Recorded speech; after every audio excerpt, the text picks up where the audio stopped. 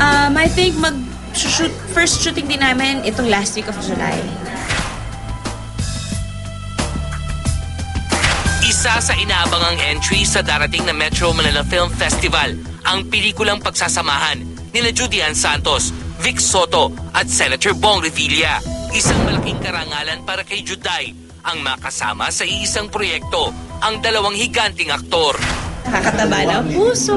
Oo, at saka yung leading man ko, ang mabongga, yung Vic Soto, tapos Bong Revilla. Saan naman ako lulugar, di ba? Dalawang higanting stars ang kasama ko sa isang pelikula. Parang totoo ba to?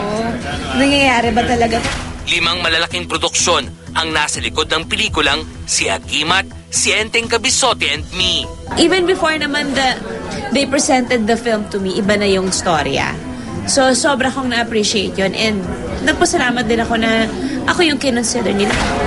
Actually, yung pagtanggap naman, really, wala naman siyang dapat pag-isipan. Hindi naman siya dapat pag-isipan kasi yung mabigyan ka ng pagkakataon na makatrabaho si Bossing at si Senator. Bakit mag-governor ako ng-governor?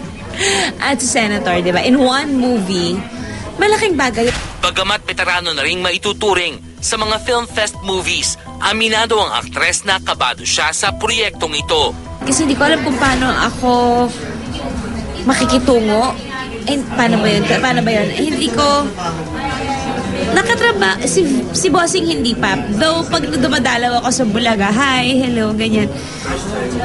Hindi ko alam, na-excite ako kasi alam ko mas starstruck ako pag gumiling yung camera sa oras ng shooting namin. Yung alam kong matutulala ako, marami siguro ako magiging moments na totoo na ba to?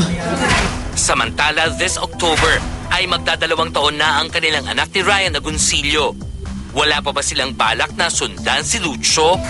Napapag-usapan na kung hindi lang namin pinaplano, napapag-usapan, pero kung ibigay ni Lord, oo naman, bongga-bongga naman yun. Handa naman ako. Mabilis na naman papayat. Handa lang ako kasi pag dumating ako ng mga 37, ayoko nang mabuntis.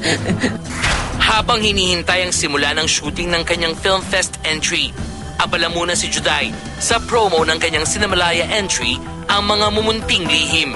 On July 25 po ang Gala Night sa CCP. Pagpapalabas po ng mga mumunting lihim ang obra ni Director Joey Javier Reyes.